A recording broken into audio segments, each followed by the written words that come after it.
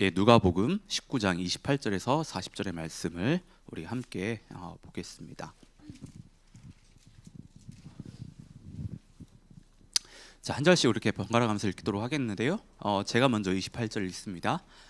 예수께서 이 말씀을 마치시고 앞장서서 걸으시며 예루살렘으로 올라가고 계셨다. 예수께서 올리브 산이라 불리는 산에 있는 벳베게와 베다니에 가까이 오셨을 때에 제자 두 사람을 보내시며 말씀하셨다. 맞은쪽 마을로 가거라. 거기에 들어가서 보면 아직 아무도 타본 적이 없는 새끼 낙이 한 마리가 매어 있을 것이다. 그것을 풀어서 끌고 오너라. 혹시 누가 너희에게 왜 푸느냐고 묻거든 주님께서 그것을 필요로 하십니다 하고 말하여라. 보내심을 받은 사람이 가서 보니 예수께서 그들에게 말씀하신 그대로였더라. 그들이 새끼 나귀를 푸는데 그 주인들이 그들에게 말하였다. 그 새끼 나귀는 왜 푸는 거요? 그들이 대답하였다. 주님께서 그것을 필요로 하십니다.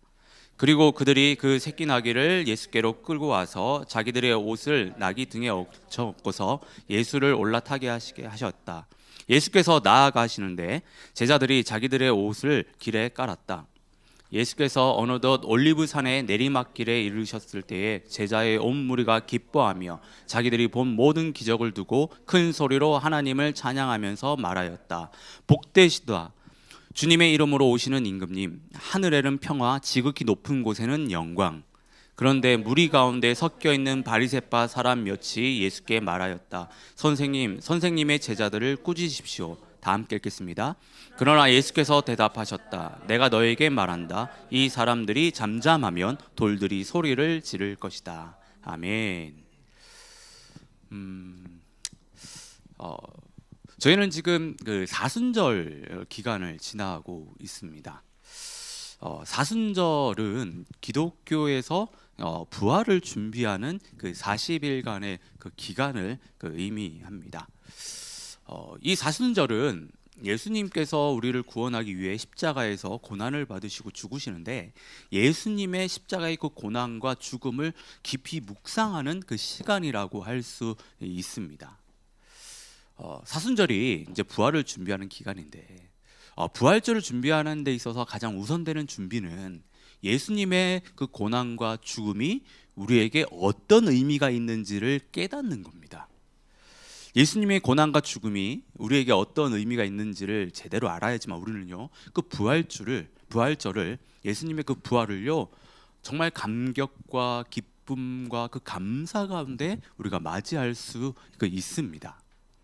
그래서 이 사순절 기간 동안 제가 여러분들에게 좀 권하는 거는 좀 진짜 그 사복음서 중에 한 권을 좀 읽으시면 좀 좋을 것 같아요. 제가 둥지 리더분들에게도 좀 부탁은 드렸는데 한 둥지끼리 해서 한번 좀 이제 아직도 많이 남았죠. 예, 사복음서 중에 하나의 그 책을 좀 정해가지고 함께 읽으면서 함께 예수님의 그 어떤 그 일들과 사역들과 또 예수님께서 십자가를 지시고 고난 받으시고 죽으시고 또 부활하신 그것들을 함께 읽으면서 좀 같이 묵상도 하고 나누면 참 좋겠다는 생각을 해봅니다. 예.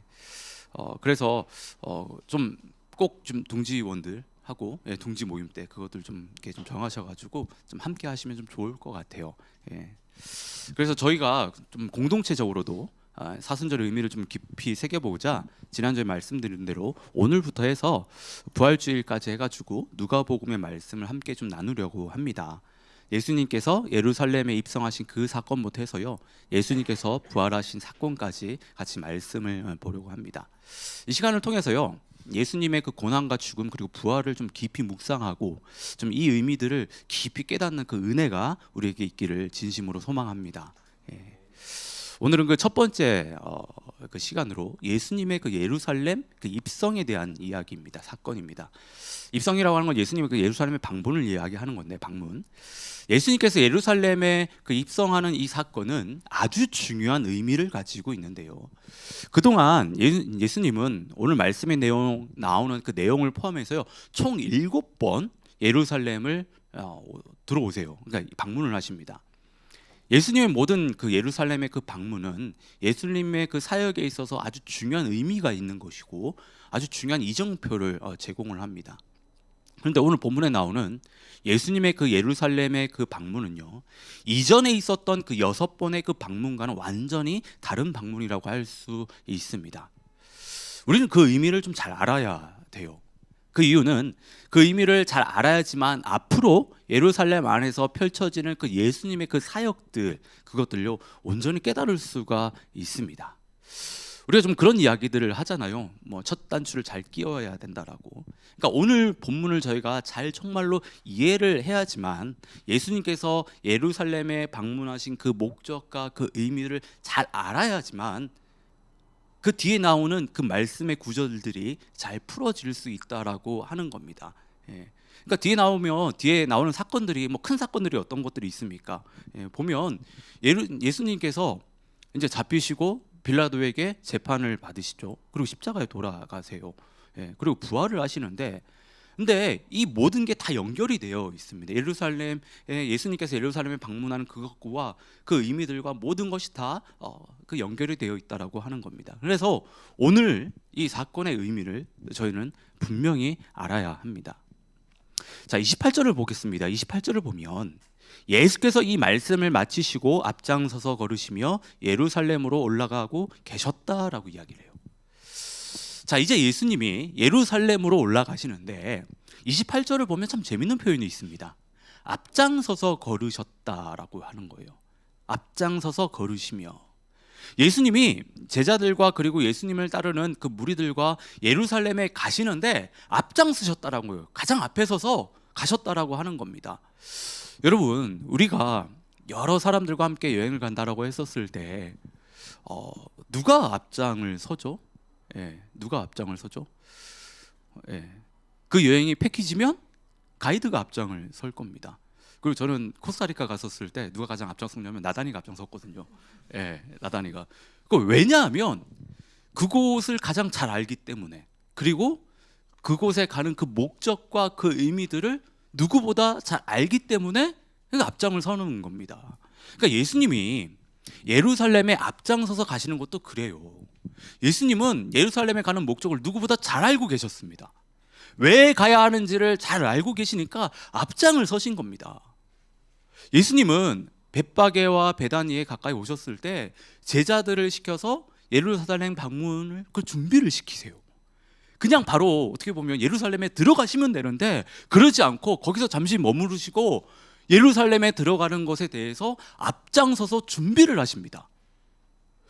여러분, 혹시 이 부분에서 예수님의 그 분위기와 태도가 이전과는 다르다라는 것이 혹시 좀 느껴지십니까? 예. 같이 말씀을 좀 묵상해 왔으면 좀 느껴질 텐데, 예. 혹시 느껴지세요? 그동안 예수님은요, 사역을 감당하실 때 굉장히요 수비적이셨어요.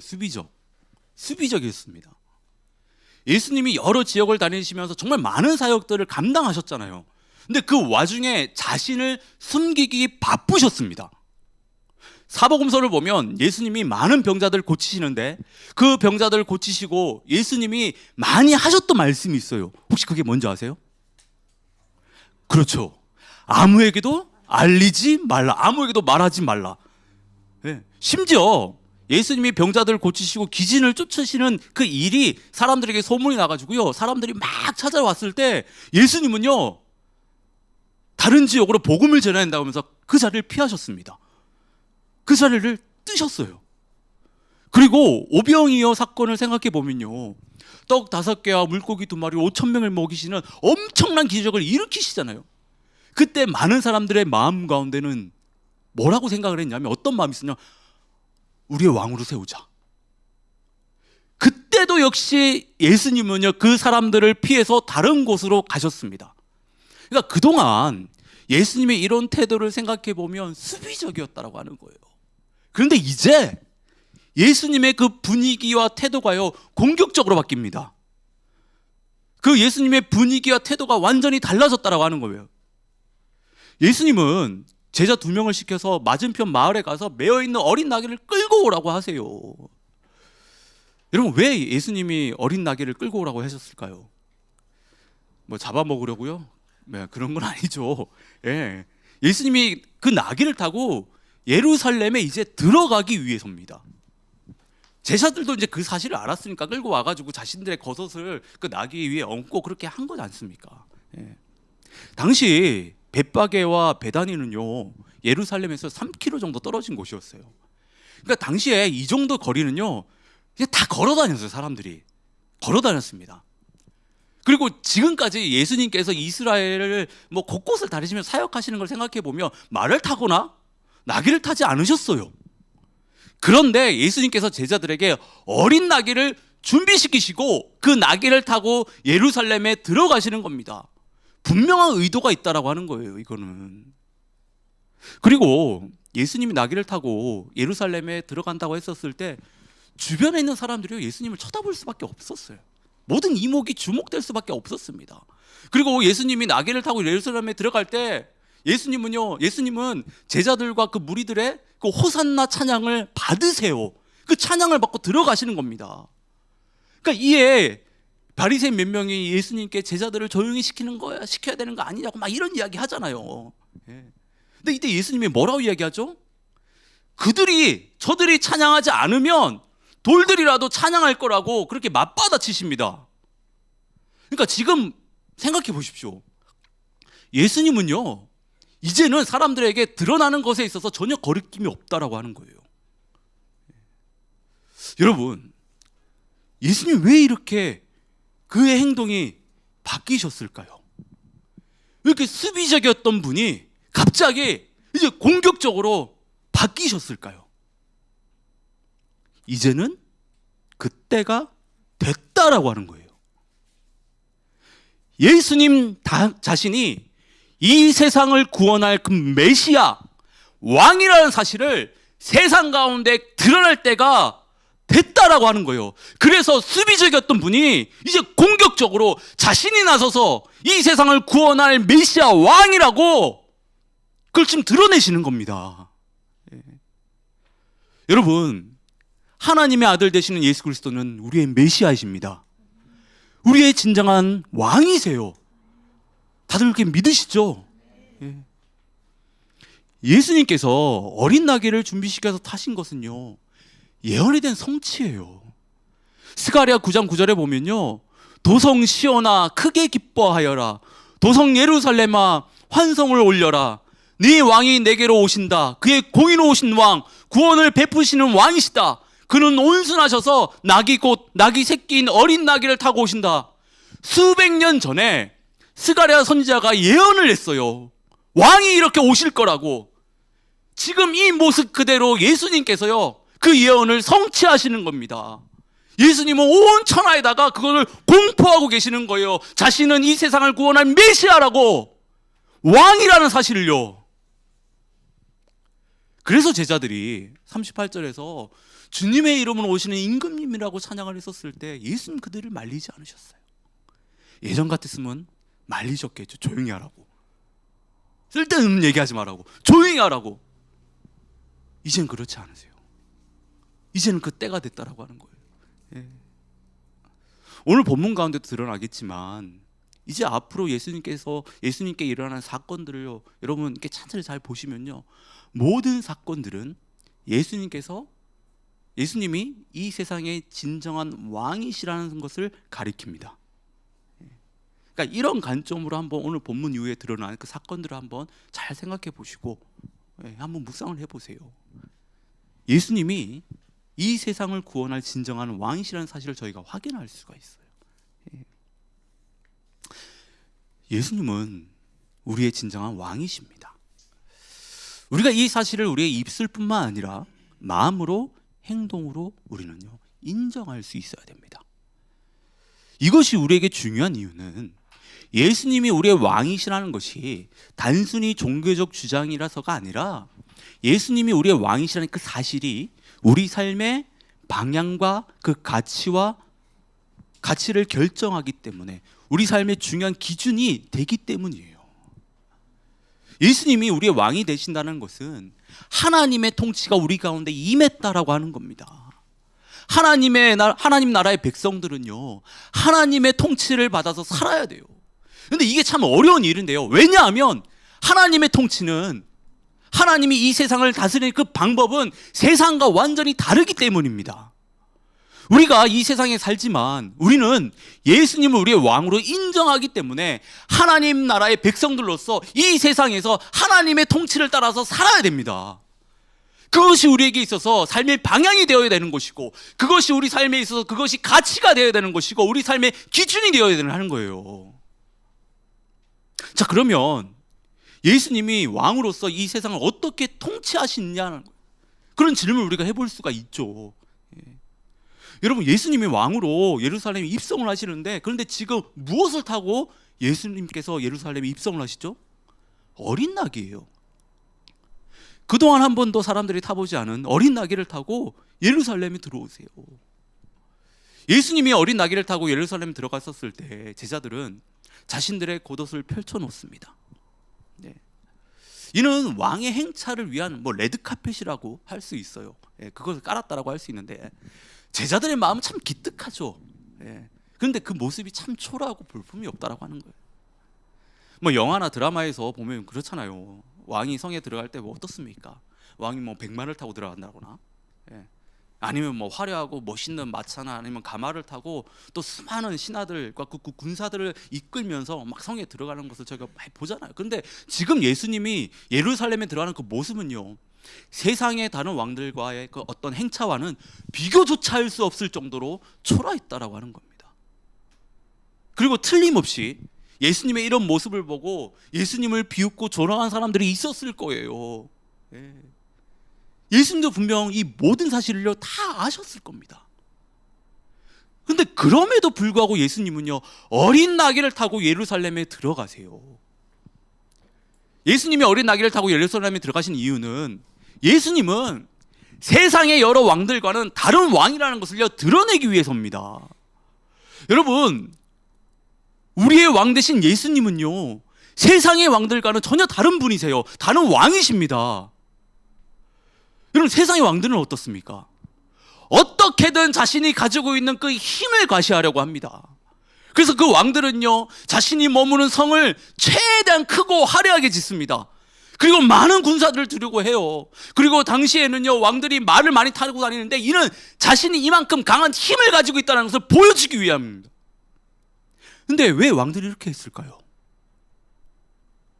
그것이 자신의 왕권을 보호하고 백성들을 힘으로 통치하기 위해서예요.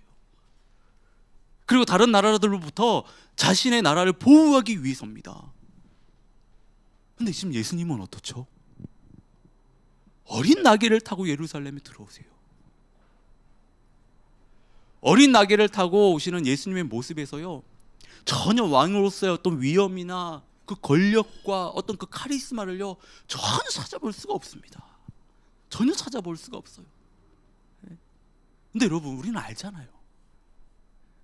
예수님이 얼마나 권위가 있고 위엄이 있고 얼마나 강력한 힘을 가지고 계시는지 우리는 알지 않습니까? 예수님은 마음만 먹으면 이 세상의 왕들처럼 자신의 힘과 능력을 충분히 가시할 수 있습니다. 오히려 그들이 비교 자체가 안 될 정도로 그런 힘과 그런 능력을 드러내실 수 있는 분입니다. 그런데 예수님은 그렇게 하지 않으세요. 이 세상을 힘으로 제압할 수 있는 분이시지만 그렇게 하시지 않습니다. 자신을 한없이 낮춰서 어린 나귀를 타고 예루살렘에 들어오세요. 겸손의 왕으로서, 평화의 왕으로서 예루살렘에 들어오시는 겁니다. 여러분, 예수님은요 이 세상에 우리에게 겸손의 왕으로 오셨습니다. 겸손의 왕으로 오셨습니다. 예수님이 겸손의 왕으로 오신 것은 우리를 포함해서 이 세상에 있는 사람들을요 구원하기 위해서요. 구원하기 위해서.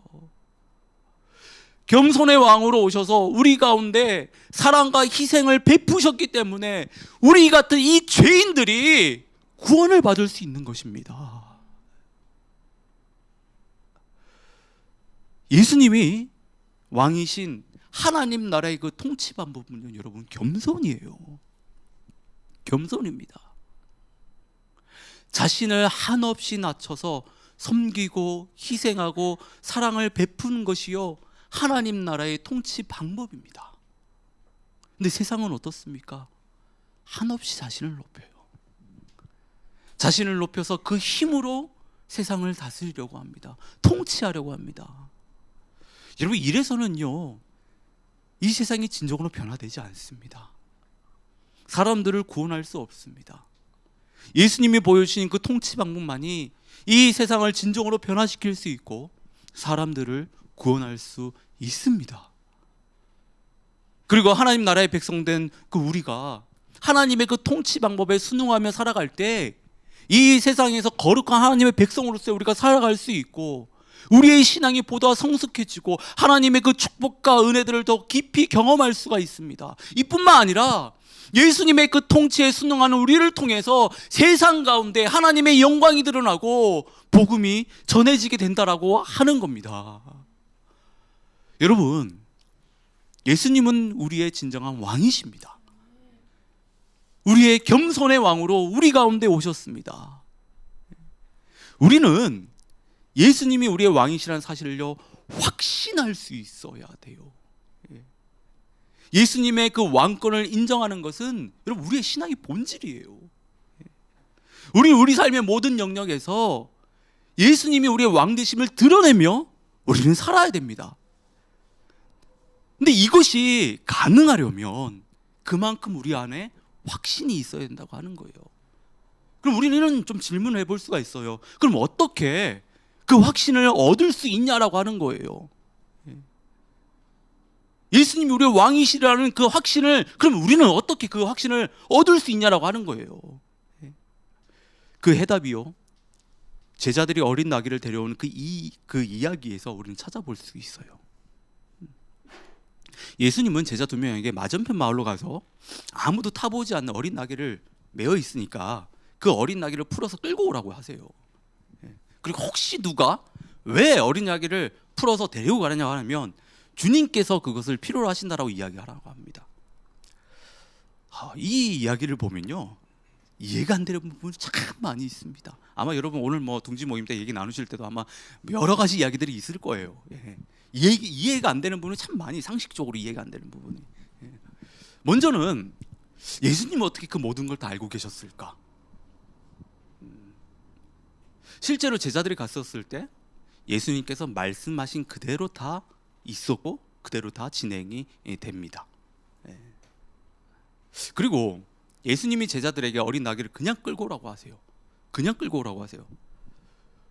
여러분, 이거 도둑질이거든요. 도둑질이에요.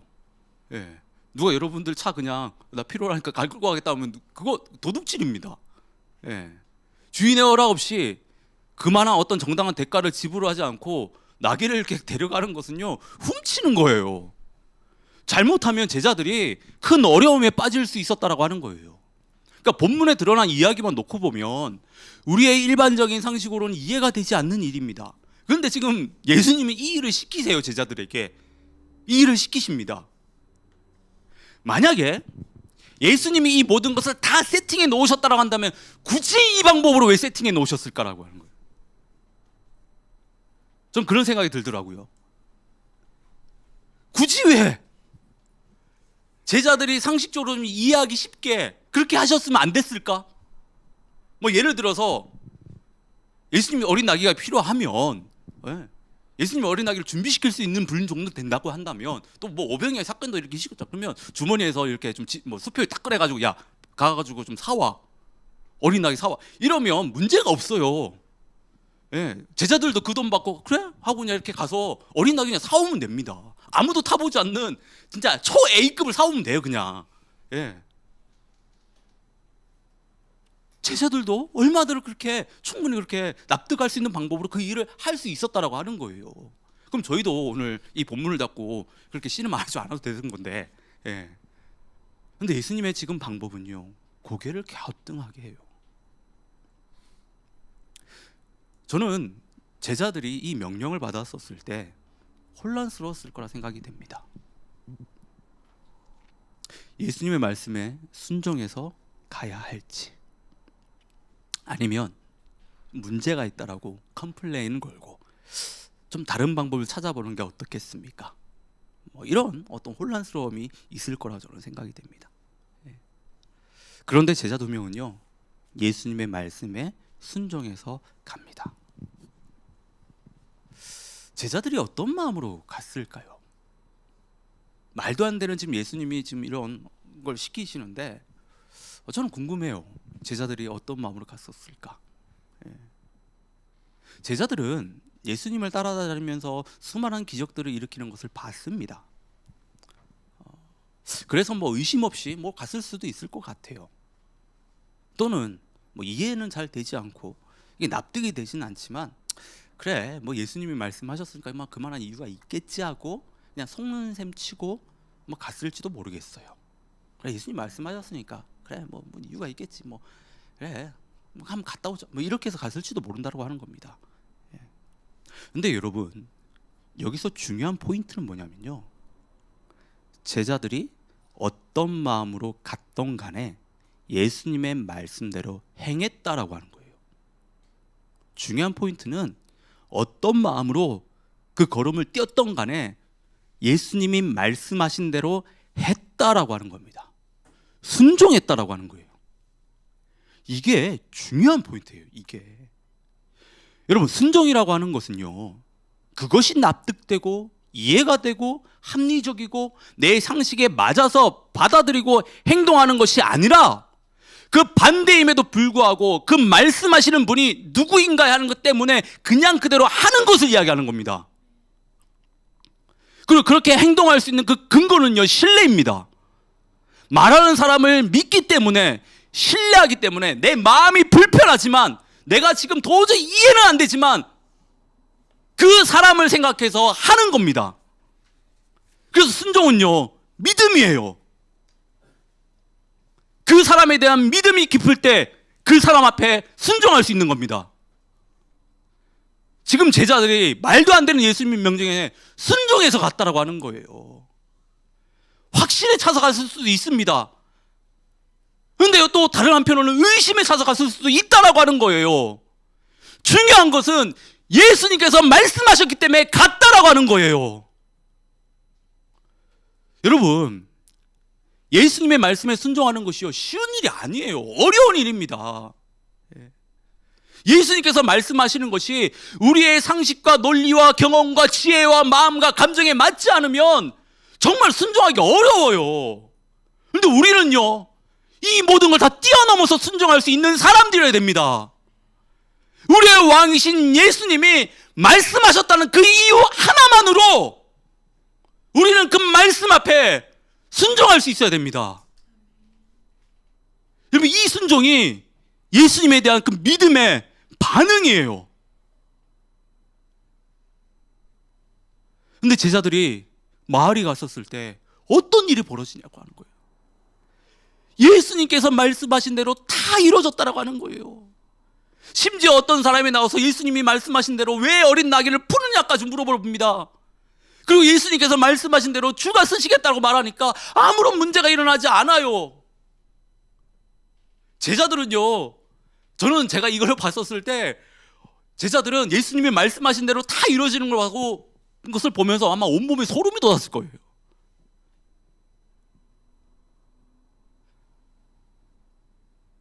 만약에 여러분, 제자들이요, 예수님의 말씀에 순종해서 안 갔으면요, 이 모든 걸 경험할 수 없었습니다.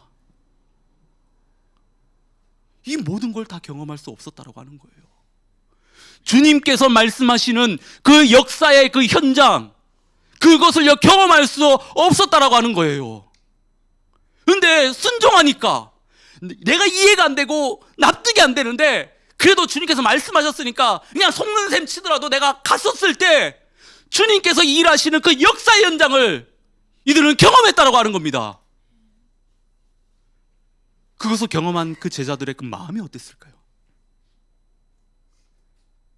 아, 진짜 예수님은 우리를 구원한 메시아구나. 아, 예수님은 이 세상의 진정한 왕이시구나. 이 마음의 확신이 찼을 거라는 거예요. 이 마음의 확신. 그리고 그들이 돌아와가지고 다른 사람들한테 뭐라고 얘기했을까요? 진짜 예수님이 말씀하신 대로 다 됐다라고, 우린 그걸 봤다라고, 그들이 또 이야기하지 않았겠습니까? 또 그 이야기를 들으면서 다른 사람들도 아 그래, 예수님이 우리의 왕이시다, 진정한 왕이시다는 것을 그들이 또 그렇게 고백하지 않았을까요? 예. 근데 여기서 참 재밌는 사실이 있습니다. 여러분, 예수님이 제자를요 2명 보내세요. 2명 보내십니다. 예. 성경에서 좀 성경을 아시는 분들은 이 2명이 뭘 의미하는지도 아마 아실 것 같은데, 어떤 사건에 있어서 증인의 효력을 발휘하기 위해서는요 2명이 필요합니다. 2명이 필요해요. 그러니까 지금 예수님은 그 역사의 현장에 2명을 보내서 그걸 증명하시는 거예요. 내가 왕이다, 내가 이 세상을 구원할 왕이다라는 것을 증명하기 위해서 2명을 보내시는 거예요. 예.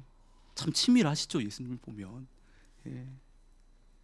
정리하면 예수님께서 어린 나귀를 이렇게 준비시킨 이유는 지금 예수님을 따르는 제자들과 무리들에게 예수님 당신이 이 세상을 구원한 진정한 왕이시라는 사실을 알려주기 위함이에요.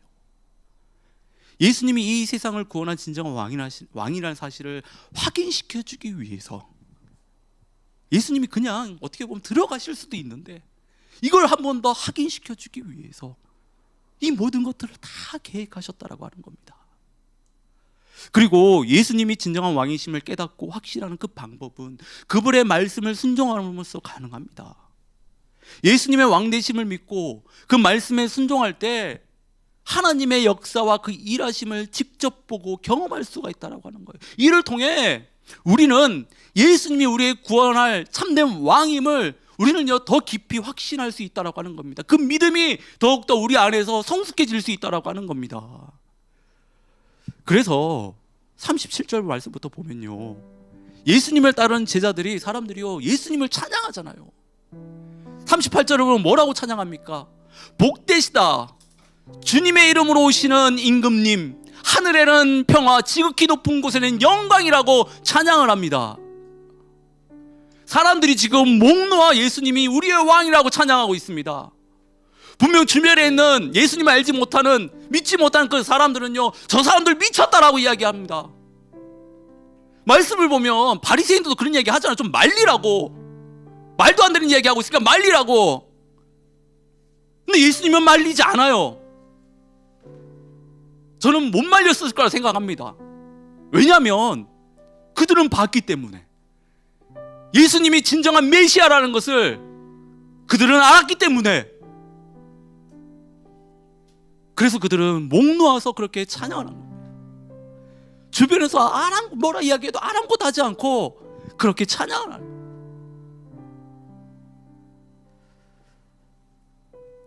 여러분, 예수님은 이 세상을 구원할 진정한 메시아 왕이십니다. 다들 믿으십니까? 예. 우리는 이 믿음을 놓아서는 안 됩니다. 예. 우리는 우리가 살아가는 그 삶에서요 예수님의 그 왕되심, 우리의 그 주인 되심을 드러내며 살아가야 돼요. 근데 이게 가능하려면요, 여러분 믿음이 필요한데, 어떤 믿음이면 주의 말씀을 순종하려는 그 믿음이 필요해요. 우리가 부족하지만 그래 주님이 말씀하셨으니까 내가 그래 한번 해본다. 하나님은 그 마음 가운데 역사하셔서 주님의 왕되심을 드러내 보여주십니다. 우리가 그 마음이 가득 찰 때 우리는 더욱더요 우리가 살아가는 삶에서 주님의 왕되심을 드러내며 살아갈 수 있다라고 하는 겁니다. 저는 좀 이런 소망을 품어봅니다. 저는 제자들이 예수님의 그 놀라운 그 믿음의 현장을 봤잖아요. 경험했잖아요. 저는 여러분들도 좀 여러분의 삶에서 하나님의 말씀에 순종해서 좀 이렇게 깨닫게 알게 되는, 하나님이 우리의 왕이시구나, 나의 왕이시다, 막 이런 어떤 그런 이야기들 분명히 있으실 거예요. 그것들이 좀 우리 공동체 안에 그 이야기들이 좀 가득했으면 좋겠습니다. 그래서 좀 서로가 그런 간증과 그런 고백들을 통해서 우리 함께 좀 이렇게 하나님을 찬양하고 하는 이런 모습들이요 좀 우리 공동체 안에 좀 가득했으면 좋겠다라는 그런 소망을 좀 품어 봅니다. 이제 다음 주부터 해가지고 또 계속해서 이제 사순절 관련된 말씀을 나눌 텐데, 오늘 잊지 마십시오. 예수님은 우리의 왕이십니다.